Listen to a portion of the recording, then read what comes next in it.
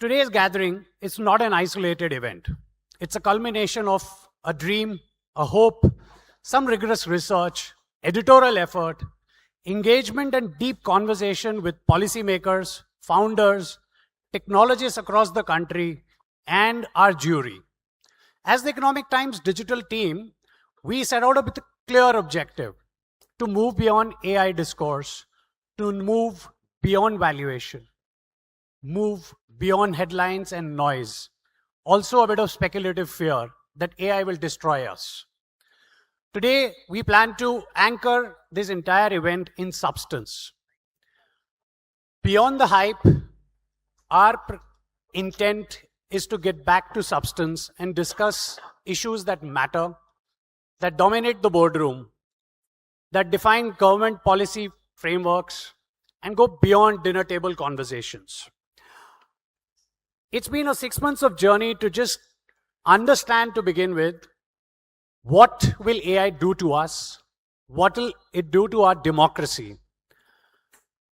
If you go back to last week's event, it was a big event where our country put AI on the national stage. We discussed issues threadbare.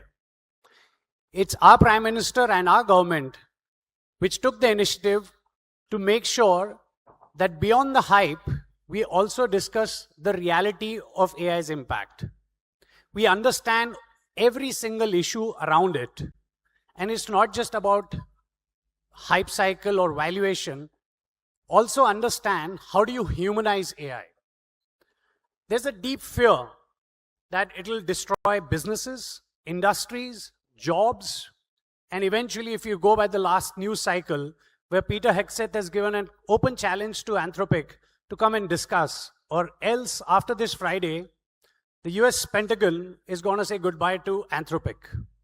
These are the real issues that this nation, beyond this nation, the entire world is grappling with. And for us at Economic Times, we found that if we don't discuss this issue now, if we don't get started this conversation today, then we'll be a decade too late. Last week, we had a very interesting observation by one of our jury chair, Vishal Sikka. He was one, if I can call him a Nostradamus, because he's the one who first wanted to invest in OpenAI and opened up his wallet. He also tried to convince Infosys to partake some of their funds and invest in AI.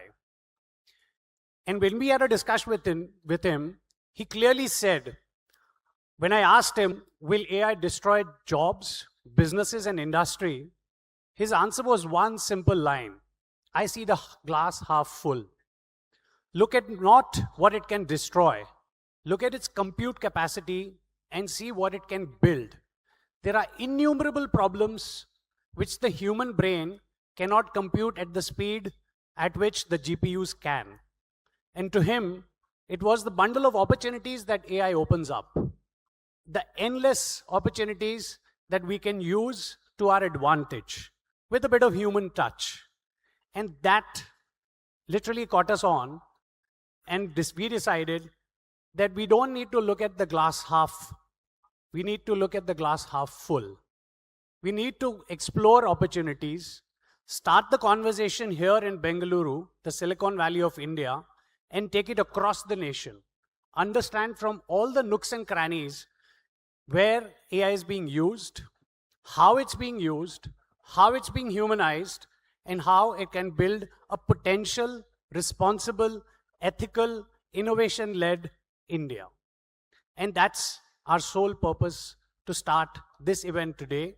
Starts with the Conclave, a full day of deliberations and discussions with people who've done quite a bit of AI, who've been there, done that, and can teach us a thing or two on how to do it.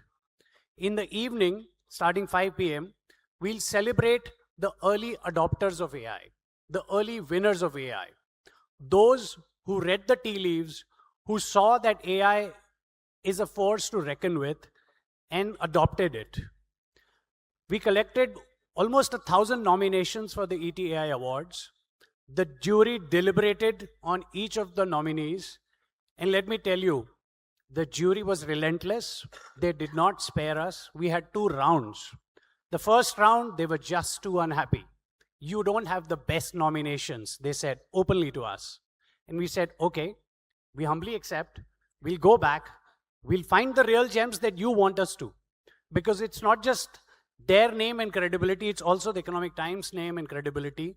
We need to genuinely find the best people who've done the great work and who need to be recognized and applauded.